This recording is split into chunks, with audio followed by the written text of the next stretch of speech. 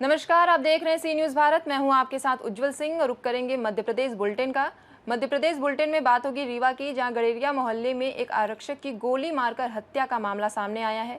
साथ ही बात होगी शिवपुरी की, जहां कोलारस क्षेत्र में रविवार रात करीब 11 बजे एक दर्दनाक सड़क हादसा हुआ, जिसमें ग्राम चांदोइया निवासी हाकम परिहार की कंटेनर की टक्कर से मौके पर ही मौत हो गई। ऐसी तमाम खबरों पर करेंगे विस्तार से चर्चा। नेपाल अंतर्गत बेटमा तहसील के ग्राम कस्बा बेटमा में स्थित मां अमन चमन टेकरी और दशहरा मैदान को बचाने की मांग को लेकर ज्ञापन अतिरिक्त तहसीलदार महेंद्र सिंह गौड़ के माध्यम से एसडीएम को दिया गया। जनन कार्य को तत्काल रोकने की मांग की गई है। ग्रामीणों का कहना है कि यह धार्मिक और ऐतिहासिक, जहां दशहरा और नवरात्रि जैसे बड़े आयोजन के बाद यहां सड़क निर्माण और खनामी दी है कि यदि 8 दिनों के भीतर कार्रवाई नहीं। एक्चुअली अमन चमन की टेकरी है, वहाँ पे ऑलरेडी मंदिर तो बना हुआ है और मंदिर का अस्तित्व तो हमेशा बना रहेगा। उसके आसपास जो विकास कार्य हो रहा है उसको इस तरह से विकास कार्य कराया जाएगा ताकि जो परंपरा है बेटमा की वो भी निरंतर कायम रहे। ऐसी व्यवस्था करने के लिए व्यवस्था कर दी जाएगी। करेंगे नहीं, देखो उनके द्वारा है ना, नियमानुसार माइनिंग से अनुमति लेके ही उत्खनन किया जाता होगा। क्योंकि शासन का कार्य चल रहा है और शासन की जो योजना है उसकी ड्राइंग के अनुरूप ही कार्य चल रहा है, इसलिए उसमें अवैध उत्खनन चल रहा है, ऐसा नहीं बोला जा सकता है। ने अपने अंडर में लिया गया ये इस संबंध में है ना, पुलिस से और जो यहाँ का पारंपरिक रूप से दशहरा मनाया जाता है उनकी समिति से बात करके उनको कितनी जगह लगेगी, इन सब बातों का ध्यान रखें और एकेवीएन से बात करा के उस जमीन को जो पारंपरिक रूप से त्योहार मनाने के रूप में कार्य में ली जा रही है, उस भूमि को सुरक्षित रखा जाने की व्यवस्था कराई जाने की बात की जाएगी। अभी दशहरा मैदान पे खनन चल रहा है और एमपीआरडीसी द्वारा, तो कई बार उधर गए, हमने जानकारी भी दी थी मौखिक, पर उसकी कोई सुनवाई नहीं हुई थी। फिर आज ज्ञापन के रूप में दिया कि जो हमारी राष्ट्रीय धरोहर है, जो हमारा पारंपरिक दशहरा जो मनाते हैं, वहाँ का जो पहाड़ी क्षेत्र उसको खत्म किया जा रहा है और अवैध रूप से जो वहाँ का गिट्टी मुरम बाहर जा रही है, जो कि एमपीआरडीसी के सुब्रत है या तहसीलदार की, हमको ये जानकारी नहीं है। पर हमने आज आवेदन दिया है कि हमारी जो धरोहर है, जो हमारा पारंपरिक दशहरा मैदान है, उसको बचाया जाए और उसके लिए अगर वो ऐसा नहीं हुआ तो आसपास की जनता अग्रसर है लड़ने के लिए और बड़े इसे हम आंदोलन के रूप में भी कर सकते हैं। और सभी को यह जानकारी मिल गई है कि यहाँ पे खनन हो रही है, तो कुछ लोग अभी आने का था सभी का, पर हमने कहा नहीं, अभी केवल ज्ञापन देना है और जब भी आंदोलन होगा तो बड़ी मात्रा में आंदोलन किया जाएगा। कि आप सबको विदित है कि एकेविन को वो जगह आवंटित हो गई है और उसमें खनन चल रहा है, जहां पर निशानेबाजी और मटकी फोड़ होता था। उसके साइड में तो टीन शेड भी बन गया और टेकरी लगभग आधी से ज्यादा खोदी जा चुकी है। हम सबका, ग्रामीण वासियों का अभी ऐसा मानना है कि उसे संरक्षित किया जाए और उसी को लेकर हम आज ज्ञापन देने आए हैं। भविष्य में हम सब आसपास की पंचायतों से भी लिखवाएंगे इस विषय पर कि इसका संरक्षण किया जाए और उग्र आंदोलन की ओर भी अग्रसर रहेंगे अगर इसको नहीं माना तो। क्या आसपास खनन चल रहा है, टेकरी के आसपास बहुत मात्रा में अवैध खनन हो रहा है और वहाँ पर बहुत ही बड़े रूप में दशहरा उत्सव मनाया जाता है। घुड़दौड़ होती है, रावण दहन होता है, निशानेबाजी होती है। तो वो जो जगह है, उत्सव मनाने की जगह है, वहाँ वो जगह नहीं बचेगी तो लोग उत्सव कैसे मनाएंगे। और ये परंपरा बेटमा की परंपरा है, इस परंपरा को खत्म किया जा रहा है। तो इसके लिए जनप्रतिनिधि, अधिकारी, विभाग और प्रशासन से निवेदन है कि ये उसको बचाने का प्रयास करें और इसके लिए हम, अगर ये नहीं होता है तो इसके लिए हम उग्र आंदोलन करेंगे और इसको प्रयास करेंगे। इंदौर से सीनियर संवाददाता राहुल देवड़ा की रिपोर्ट। रीवा जिले के समान थाना क्षेत्र के गड़ेरिया मोहल्ले में एक आरक्षक की गोली मारकर हत्या का मामला सामने आया है। कुमार पटेल महर जिले के रामनगर थाना में पदस्थ थे और छुट्टी पर घर आए हुए थे। जानकारी के अनुसार रविवार रात वे अपने जिगरी दोस्त राकेश तिवारी के घर गए, जहां दोनों के बीच शराब पीने के दौरान विवाद हो गया, जिसके बाद आरोपी ने कथित तौर पर आरक्षक की कनपटी पर गोली मार दी। गंभीर हालात में परिजन उन्हें अस्पताल ले गए, जहां उनकी मौत हो गई। पुलिस ने मामला दर्ज कर जांच शुरू कर दी है और आरोपी की तलाश जारी है, जबकि फॉरेंसिक टीम घटना की जाँच कर रही है। हत्या हुई है, कब से पदस्थ थे और क्या क्या जानकारी मिली अभी तक आपको? दरअसल हमारे इलाके में नहीं हुई है हत्या हुई है कि क्या हुआ है इसके विषय में हमको जानकारी नहीं है। हमारे यहाँ 11/5/26 से उन्होंने ज्वाइन किया था, 11/5/26 को, और कल शाम को वो पूछ के कि बच्चे की तबीयत गड़बड़ है, दिखाने जाना है, तो मुझसे पूछे थे, तो मैंने बोला था कि ठीक है चले जाइए, बच्चे को दिखा के आप जैसे ही हो जाएगा तो आ जाइएगा सुबह की गणना में 10 बजे तक। तो यही बात हुई थी। और अमूमन जो है तो 4-6 दिन 10 दिन में यदि किसी को कोई ज़रूरत पड़ती है और थाने की आवश्यकता नहीं रहती तो रात में यदि पूछ के जाते हैं कोई तो छोड़ा जा सकता है। क्या जानकारी मिली आपको रीवा से बाद में? रीवा से जानकारी ये मिली कि गोली चल गई है, उनके कनपटी में कहीं गोली लगी है और जिससे उनकी अस्पताल ले जाएगा जहाँ पे उनको मृत घोषित किया गया है। इतनी जानकारी हमको मिली। घटना हुई है, आपके कौन है और कैसी घटना हुई है? हमारे भांजे हैं और ये घटना हम गांव में थे, हमको 1:30 बजे फ़ोन आया, तब हम अस्पताल पहुंचे। कैसे घटना हुई, क्या कारण? घटना का तो हम नहीं जानते हैं। ये आना जाना इन लोगों का शुरू रहता था। जब ये वो छुट्टी में आते थे, बच्चे की तबीयत खराब थी इसलिए आया था, और आने के बाद लगता है अस्पताल में दिखाया कि नहीं, या कि बुलाने गया उसको, उसने फ़ोन किया भी, ये बाकी जानकारी तो अपने को नहीं है। तो जब 1:30 बजे फ़ोन संजय गांधी में लिए हैं उसको, फिर आने के बाद यहाँ पता चला गोली मार दी है। तो कौन गोली मारे हैं, कुछ जानकारी है? गोली मारे हैं उन्हीं के, मतलब जहाँ पर रहते थे उससे मान के चलिए 100-150 मीटर दूर। उस लड़के का राकेश मिश्रा नाम, राकेश तिवारी। ये पुराने दोस्त बताए जा रहे हैं, क्या रंजिश, क्या कारण? पुराने तो नहीं, अभी 1.5 साल से थोड़ा वहाँ पर घर बनाया भांजा, इसलिए मोहल्ले के नाते आना जाना था, बाकी और ऐसा कुछ नहीं। अब इस रंजिश का क्या कारण है, ये वो होते तो बताते, अब अपने को तो विशेष नहीं है। ये अपने घर में बुला के और हाँ, अपने घर में बुलाया था। किस लिए बुलाए थे? अब घर में, अब जिस कारण पर्पज से बुलाया रहा हो अब ये जानकारी नहीं है। घर में बुलाया, फिर उसकी पता चलता है कि वाहन 1 बजे के लगभग आई, 12 बजे के लगभग। हमारी भांजी लोग रहती थी तो उनको बताई है कि वो, हम लोग घर में छोटू कहते थे, इसे राकेश नाम है। तो फिर जब वो बताई कि आपका मतलब तबीयत खराब है, अस्पताल ले गए हैं, फिर उसके मम्मी मतलब पापा भी गांव से आए थे, तो वो और उसकी बहन, छोटी बहन, वो यहाँ आई, फिर हमको फ़ोन लगाया। फिर हम गांव से मतलब 1:30 बजे चले हैं, तो 2:15 बजे यहाँ पहुँचे हैं, तब देखे तो ख़त्म थे। आरोपी पकड़ गए क्या? आरोपी कोई नहीं पकड़े सर। नहीं पकड़ा। पुलिस क्या कह रही है अभी? पुलिस हो गया कह रही कि हम छानबीन करेंगे, कौन से थाने में पदस्थ थे? हमारे विभाग का मामला है। तो ये कौन से थाने में, मृतक कौन से थाने में पदस्थ थे? ये सतना में कौन वाला, रामपुर बगलान में जी। आरक्षक थे क्या? जी। क्या नाम है आपका? प्रदीप कुमार पटेल। मृतक के कौन लगे आप? मामा है।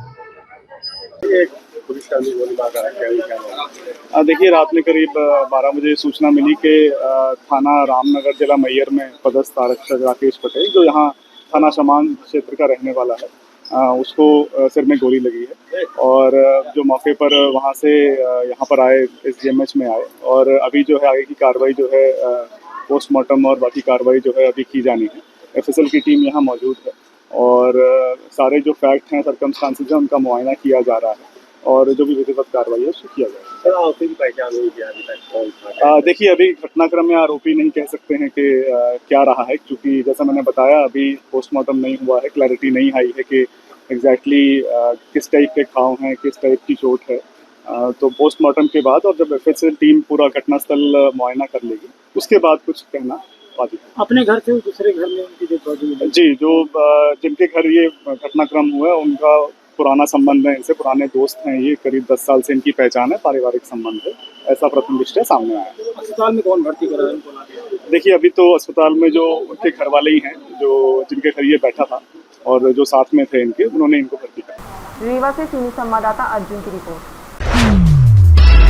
मध्य प्रदेश के रीवा नगर निगम में विभिन्न वार्डों में पेयजल संकट, दूषित पानी, सिविल लाइन बिछाने के कारण खुदी हुई सड़कों और स्वच्छता की गंभीर समस्याओं को लेकर नगर निगम उपायुक्त को ज्ञापन सौंपा गया। वार्ड क्रमांक 15 के गुलाब पार्क के पीछे बारिश में जल भराव से घरों से निकलना मुश्किल हो जाता है और घरों में पानी भर जाता है, जबकि वार्ड क्रमांक 40 में स्वच्छता की स्थिति बेहद खराब है। कई जगह नाले खुले पड़े हैं और बिना ढके नालों में कचरा डाला जा रहा है। हालांकि स्थानीय लोगों का कहना है कि कचरा गाड़ी और नियमित कचरा उठाव नहीं होता। लगभग 30 से अधिक वार्डों में पेयजल की गंभीर समस्याएं हैं और लोग 3 से 4 किलोमीटर दूर से पानी लाने को मजबूर हैं। इन समस्याओं को लेकर आमजन अधिकार पार्टी के अध्यक्ष रंजन गुप्ता ने समर्थकों के साथ नगर निगम कार्यालय का घेराव किया और उपायुक्त प्रकाश द्विवेदी को ज्ञापन सौंपा। इस दौरान उन्होंने महापौर अजय मिश्रा बाबा पर आरोप लगाते हुए कहा कि 4 साल में वे जनता की समस्याओं को सुनने नहीं आए और न ही साथ ही डिप्टी सीएम राजेंद्र शुक्ला व महापौर से कहा कि यदि वे जनता की समस्याएं नहीं सुन सकते उन्हें इस्तीफा दे देनी चाहिए। जी, यहाँ पर आप लोग अनशन में बैठे हैं, क्या है? जी, हमारे यहाँ हम लोग 15 वार्ड से आए हुए हैं। हमारे घरों में बरसात का पानी बहुत ज़्यादा घुसता है। शिल्पी सीमेंट के सामने गली नंबर 3 में इतना ज़्यादा बरसात का पानी घुसता है कि हम लोग ये चाहते हैं कि इस पानी को अभी जल्द से जल्द डाइवर्ट किया जाए, जिससे हमारी समस्याएं ख़त्म हो। हमारे घर में छोटे छोटे बच्चे हैं, उनको भारी समस्या होती है और वहाँ इतना एक दिन भी बारिश हो जाए तो इतना जल भराव होता है कि हम लोग का घर से निकलना ही बहुत मुश्किल है।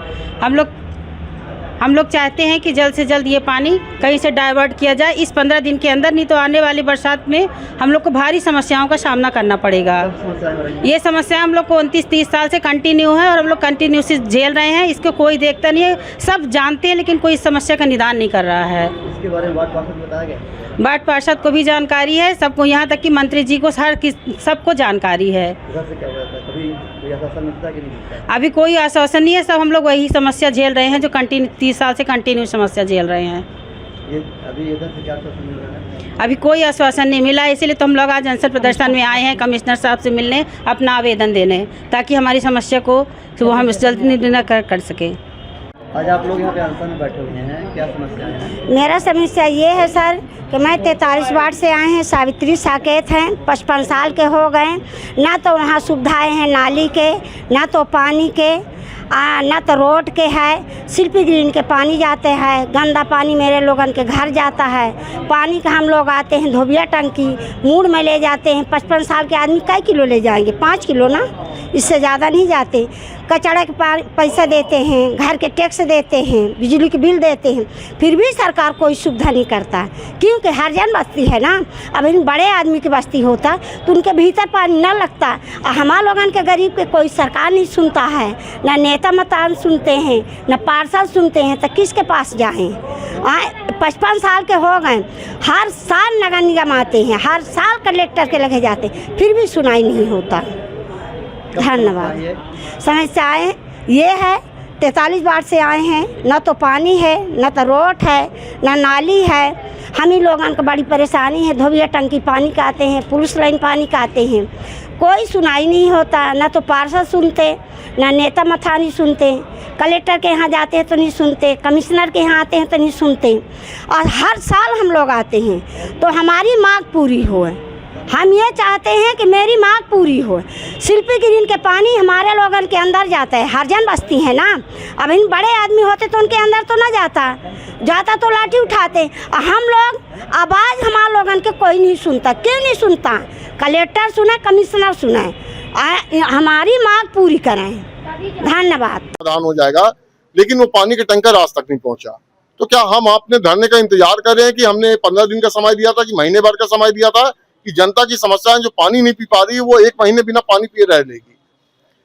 मेरा सम्मानी कमिश्नर महोदय और सम्मानी सत्ता में यहाँ पे बैठे, चाहे वो हमारे महापौर जी हो, चाहे हमारे डिप्टी सीएम राजेंद्र शुक्ला जी हो, यही कहना चाहता हूं कि आने वाले समय में आप लोग अपना इस्तीफा या तो अभी दे दीजिए या फिर आपसे जनता इस्तीफा ले लेगी, क्योंकि आप लोग सत्ता में बैठने के काबिल नहीं है। जब आप जनता को मूलभूत सुविधा नहीं दे पा रहे इतने सालों में, तो आपको कोई हक नहीं बनता कि आप सत्ता में काबिज हो, सत्ता में बैठे।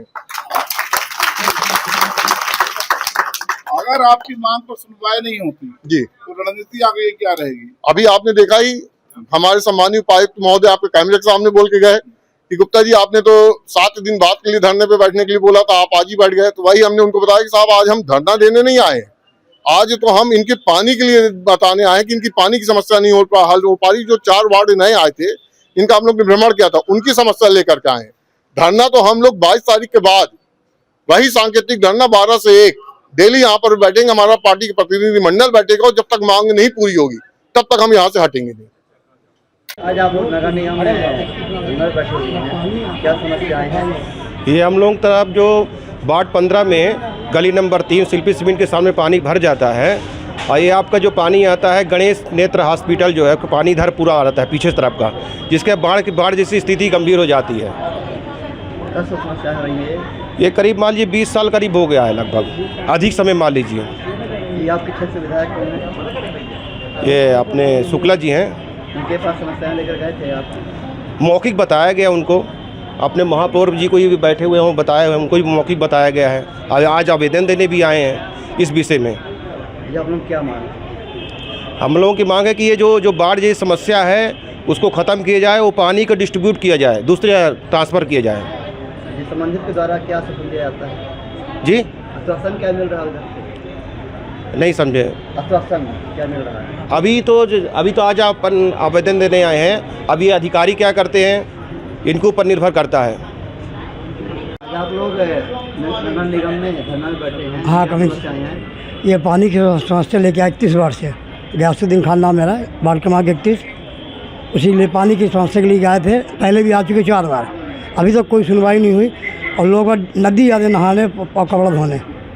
अब जो पानी 5 बार आता भी गंदा पानी आता है, और टैंकर हमारे जाता नहीं, तो पानी व्यवस्था होगी कहाँ से? और बोर के लिए कोई सुनवाई नहीं हो रही। 4 बार से लगातार आ रहा हूँ, ये 8वीं बार आ चुका मैं इनके पास। क्या शासन मिल रहा है? कुछ मिल नहीं रहा। हो जाएगा चाहिए चल रहा। कितने साल समस्याएं बनी हुई हैं? अरे ये लगातार चल रही 20 साल से पानी की समस्या 31 बार में। आपके क्षेत्र विधायक कौन है? विधायक कौन है? पार्षद जी रमा दुबे जी हैं, विधायक राजू शुक्ला जी हैं। उनके पास गए थे आप समस्या लेकर? ये समस्या सबके सामने दे रहा हूँ ना भाई, मीडिया का आपके माध्यम से जा रही है। तो ये शासन नहीं मिला? कुछ नहीं मिला, कोई निराकरण नहीं हुआ? कोई निराकरण नहीं हुआ, सुनवाई नहीं हो रही, निराकरण कहाँ से होगा? क्या मांग है आपकी शासन का? भाई हमारे बाढ़ में 100 बोर कम से कम करा दिया जाए, हैंडपम्प करा दिया जाए, तो लोगों को पानी सुविधा मिल जाए। और सफाई पे जो नहीं हो रही उसको सफाई करवाया जाए, नाला साफ़ हो जाए, रोडें बन जाए। और हम लोग तो क्या मांगते रहिए? ये समस्याएं नहीं सुनी जाती, इसके बाद लोग का अगला कदम क्या रहेगा? अगला कदम जब उसका कोई समस्या होगी फिर लेके आएंगे। आप किस वार्ड से हैं? जी, वार्ड नंबर 16 से है। वार्ड नंबर 16 समस्या ये है कि बरसात का पानी घर में घुसता है वहाँ पर, और गंदा जो ना ये कचरा है वो रोड में रख दिया जाता है। वो जब गंदगी होती है तो बह करके वो घर में चला जाता है। नालियाँ साफ़ नहीं होती हैं कभी, और कच्ची नाली बनी हुई है। और दूसरी समस्या एक ये है कि अगर 300 आदिवासियों की बस्ती है, उनमें एक मांग ये रखा जा रहा है कि एक सामुदायिक भवन अगर वहाँ पे अगर बनवा दिया जाता तो वहाँ के आदिवासियों की समस्याएं थोड़ा शादी ब्याह के लिए दूर हो जाती। वार्ड नंबर 16 में और खंभा जो है बिजली का खंभा है वो जिस दिन टूटेगा तो वहाँ पर छत आएगी। से और वार्ड क्रमांक 43 से रंजन गुप्ता जी के नेतृत्व में कुछ लोग आए हुए हैं और आपसे अपनी समस्या बता रहे हैं कि पेयजल, सड़क, बरसात में घरों के अंदर पानी घुसना, नाले न होने की वजह से घरों के अंदर पानी घुसना, और सीवर लाइन की वजह से रोडों में रोड की खराब स्थिति की वजह से हादसे होना। इन समस्याओं को लेकर आज ज्ञापन सौंपने आए थे, क्या कहा आपने सर? हमने यही कहा है कि जो संबंधित जोनल अधिकारी हैं और जो टेक्निकल टीम है उनको हम ये समस्या से अवगत करा रहे हैं, उसमें प्लान के अनुसार बना करके और कार्रवाई की जाएगी। बरसात के पहले इसका निदान करेंगे। सर 15 वार्ड में एक नाले को लेकर समस्या बता रहे हैं कि लोग जब भी पानी गिरता है तो 10, 8, 6 फीट तक पानी भर जाता है, उसका निकास जो है कहीं है नहीं। इनके पास मतलब गांव साइड का पानी आता है और वो ले जाके गुलाब, वहाँ पे गार्डन है, उसके बगल में स्टोर कर दिया जाता है, जिसकी वजह से लोगों को समस्याएं होती है। लोग 3-4 दिन घरों में रहता, निकलना मुश्किल रहता है। इस पर नगर निगम द्वारा क्या मतलब आपकी ओर से ऐसा आश्वासन दिया जाए कि ये विश्वास कर ले? नहीं, आश्वासन की बात ही नहीं, इसमें माइक्रो प्लानिंग स्तर पे इसकी कार्य योजना बनाई गई थी और उसको अलग अलग रूप से डाइवर्ट करना था कि कुछ कारणों से अभी पूरी तरह से वो परिणित नहीं हो पाया है, उसको हम जल्दी कर लेंगे। सर, शहर के 45 वार्ड हैं, ज्यादातर वार्डों में पेयजल की समस्या बनी हुई है और पानी के टैंकर भी कुछ बहुत जगह नहीं पहुंच पा रहा है। पेयजल की समस्या से लगभग लाखों लोग जूझ रहे हैं। इसका स्थायी निदान क्यों नहीं हो पा रहा है? स्थायी निदान की अभी कार्रवाई चल रही है। अमृत 2 का जो योजना है वो क्रियान्वित हो रही है और जैसे ही वो क्रियान्वित हो जाएगी तो जो हमारी 12 टंकियों से जो पानी मिलेगा वो शहर को पूरी तरह से साफ शुद्ध पेयजल व्यवस्था उसमें से हो सकेगी, उनको उपलब्ध होगी। और बाकी हम हैंडपंप और दूसरे टैंकर्स के माध्यम से भी तात्कालिक रूप से व्यवस्था कराते हैं और आगे हमारा ये रहेगा कि सभी को साफ स्वच्छ शुद्ध पेयजल मिले, इसके लिए हम लोग प्रयास कर रहे हैं। सीवर लाइन की वजह से शहर की ज्यादातर सड़कें खोद दी गई हैं। रेस्टोरेशन की वजह से कुछ जगह निर्माण हो गया, रोड कुछ जगह चलने लायक बन गई। कोई भी कार्य होता है तो थोड़ा सा जनता को भी परेशानी होती है और बाकी चीजें भी। तो अभी हमारा ये संक्रमण फेज है, ट्रांजेक्शन फेज में हम हैं। जैसे हमारा कंप्लीशन हो जाएगा उसके बाद सारी प्रॉब्लम दूर हो जाएगी। आखिरी और अंतिम सवाल सर, साफ सफाई की समस्या हर जगह है, लगभग ज्यादातर वार्डों में देखा जा रहा है और स्वच्छता का सर्वे भी चल रहा है। ऐसी कंडीशन में अगर सर आप वार्ड 40, वार्ड 15, वार्ड 31 बहुत जगह अगर आप खुद जाके मूल्यांकन करेंगे तो सफाई की समस्या खुलकर सामने आ रही है। आपके पास एक पूरी टीम है, पूरी एक व्यवस्था है, फिर भी सफाई पटरी पे क्यों नहीं आ रही है? अभी नगर निगम के पास में इतने संसाधन नहीं है जितनी हमारी जनसंख्या और उसका अनुपात है, उसके भी हम प्रयास कर रहे हैं और जितने संसाधन है उसका हम अधिकतम सदुपयोग करके और साफ सफाई व्यवस्था को ठीक करने का प्रयास कर रहे हैं। दूषित जल भी सर एक बड़ी समस्या है, आपको भी कई जगह से कंप्लेन आती है, जो कि आप संवैधानिक और जिम्मेदार पद पर बैठे हुए हैं। दूषित पेयजल एक बड़ी समस्या है, कई वार्डों में दूषित पानी आ रहा है, आश्वासन दिए जाते हैं कि उसका निराकरण हो रहा है, पानी शुद्ध करके दे। कई वार्डों में हो सकता समाधान भी हुआ है। अगर आप देखें तो 9 नंबर में समाधान हो चुका है और वार्ड 12 में समाधान हुआ है और 8 नंबर में समाधान हुआ है। कई जगह समाधान हुए हैं, कुछ जगह प्रोसेस चल रही है, करेंगे जल्दी उसको कर लेंगे। Thank you. समाधान हो जाएगा, लेकिन वो पानी का टैंकर आज तक नहीं पहुंचा। तो क्या हम अपने धरने का इंतजार कर रहे हैं कि हमने 15 दिन का समय दिया था कि महीने भर का समय दिया था कि जनता की समस्याएं जो पानी नहीं पी पा रही है वो 1 महीने बिना पानी पिए रह लेगी? मेरा सम्मानीय कमिश्नर महोदय और सम्मानीय सत्ता में यहाँ पे बैठे, चाहे वो हमारे महापौर जी हो, चाहे हमारे डिप्टी सीएम राजेंद्र शुक्ला जी हो, यही कहना चाहता हूं कि आने वाले समय में आप लोग अपना अपना इस्तीफा या तो अभी दे दीजिए या फिर आपसे जनता इस्तीफा ले लेगी, क्योंकि आप लोग सत्ता में बैठने के काबिल नहीं है। जब आप जनता को मूलभूत सुविधा नहीं दे पा रहे इतने सालों में, तो आपको कोई हक नहीं बनता कि आप सत्ता में काबिज हो, सत्ता में बैठे। अगर आपकी मांग पर सुनवाई नहीं होती जी तो रणनीति आगे क्या रहेगी? अभी आपने देखा ही, हमारे सम्मानीय उपायुक्त महोदय आपके कैमरे के सामने बोल के गए कि गुप्ता जी आपने तो 7 दिन बाद के लिए धरने पे बैठने के लिए बोला था, आप आज ही बैठ गए। तो वही हमने उनको बताया कि साहब आज हम धरना देने नहीं आए, आज तो हम इनके पानी के लिए बताने आए कि इनकी पानी की समस्या नहीं हल हो पा रही। जो 4 वार्ड नए आए थे, इनका हम लोग ने भ्रमण किया था, उनकी समस्या लेकर के आए। धरना तो हम लोग 22 तारीख के बाद, वही सांकेतिक धरना 12 से 1 डेली यहाँ पर बैठेंगे, हमारा पार्टी के प्रतिनिधि मंडल बैठेगा और जब तक मांग नहीं पूरी होगी तब तक हम यहाँ से हटेंगे नहीं। रीवा से सी न्यूज़ संवाददाता अर्जुन की रिपोर्ट। शिवपुरी जिले के कोलारस क्षेत्र में रविवार रात करीब 11 बजे एक दर्दनाक सड़क हादसा हुआ, जिसमें ग्राम चांदोइया निवासी हाकम परिहार की कंटेनर की टक्कर से मौके पर ही मौत हो गई। बताया जा रहा है कि हादसा महाकाल होटल रेस्टोरेंट के सामने उस वक्त हुआ जब वे अपने दामाद होशियार परिहार के साथ पुत्री रचना परिहार को बस में बैठाने गए थे। इसी दौरान गलत दिशा से आ रहे तेज रफ्तार कंटेनर ने उन्हें कुचल दिया और चालक वाहन लेकर फरार हो गया। प्रत्यक्षदर्शियों के अनुसार दामाद ने चालक को रोकने की कोशिश की, लेकिन वह भी घायल होने से बाल बाल बचा। घटना के बाद मौके पर अफरा तफरी मच गई। पुलिस ने शव को कब्जे में लेकर पंचनामा कार्रवाई शुरू कर दी है और फरार चालक की तलाश की जा रही है। आपके जो पिता का एक्सीडेंट हुआ है कहाँ पर हुआ है? होटल के आगे। तो आपने एम्बुलेंस को फोन लाया था? 1 घंटा से नहीं आई। और 112 को नहीं लगाया अभी। अच्छा, एम्बुलेंस कितने देर से नहीं आई? 1 घंटा हो गया। 1 घंटा हो गया? ठीक। पापा का नाम क्या है? आगम परिहार। आगम परिहार, ठीक है। क्या नाम है आपका? होशियार परिहार। कहाँ रहते हैं आप? तरावली। तो यह कोलारस कैसे आया? कोलारस इंदौर जा रहे थे। अच्छा। तो अन्नपूर्णा होटल का उतरे, तो वहाँ पे चंदोइया वाले पापा बोले कि तुम यहीं आ जाओ, यहाँ से मैं बैठा दूँगा। चंद्रैया पापा का नाम क्या होना? चंद्रैया आकम पर यार। ये कौन है आपके? ये मेरे ससुर जी। अच्छा, ससुर जी। तो ये आपके साथ थे क्या? ये मेरे साथ थे। तो वहीं पे हम खड़े थे, तो बस वाले को रोका तो बस वाला बोला स्लीपर खाली नहीं है, तो हम वापस साइड से खड़े हुए। साइड से खड़े हुए तो कंटेनर वाला आया, तो हम दोनों यानी खड़े थे, तो इसमें उन्होंने धक्का मार दिया, तो हम दोनों में लगी, तो मैं उस तरफ गिर गया। धक्का किसने मारा? इस राज में धक्का दे दिया पापा ने। अच्छा। तो मैं उस तरफ गिर गया और वो वहीं गिर गया, तो कंटेनर स्लो हुआ। उसके बाद में हम उठे तो मैंने उन्हें खींचे, तो वे दोबारा वहीं गिर गए। कंटेनर आगे बढ़ो, तो फिर वहाँ ने दोबारा से उन्हें कुचलते हुए भागते हुए फिर मैं कंटेनर पर चढ़ गया। चढ़ने के बाद गेट पे लटको शीशा पकड़ कर तो मैं वहाँ के साथ में ले गया, तो वहाँ तक वहाँ डिवाइडर में मुँह में इधर उधर गाड़ी करी, तो मुँह फेंकने की कोशिश करी। वहाँ ने मुँह से बोली कि उतर जा, नहीं मर जाएगा। तो उसके बाद मैं नहीं उतरो, तो मैं शीशा में खुलक के बाद पकड़ने की कोशिश करी, तो वो कंटेनर भागती हुई छोड़ के भाग गया। कंटेनर में मैं अकेला ही चलते कंटेनर में रह गया। अच्छा, एक चीज़ मुझे समझ में नहीं आई, आप कितने लोग थे वहाँ पर? वहाँ पर हम चार लोग थे। कौन कौन था? राज, मेरी पत्नी, मेरी लड़की और आप। अच्छा, तो तुम इंदौर जा रहे थे, तो इंदौर किस लिए जा रहे थे? वहाँ पे मैं काम करता हूँ। किस चीज़ का काम करते हैं? गाड़ी पे काम करते हैं। तो वहाँ जा रहे थे। हाँ। तो वो आपको बिठाने आए थे, आपको ससुर? हमको बैठाने आए थे। अच्छा, तो ऐसे इतने में कंटेनर आया, तो कंटेनर ने हम दोनों में दे दी। वीडियो में तो दिखाया जा रहा है कि बस निकल रही, वो कंटेनर रोंग साइड से आके टक्कर मारी। नहीं, कंट्रोल कर लिया था उसने, फिर उसके बाद वहाँ मारी।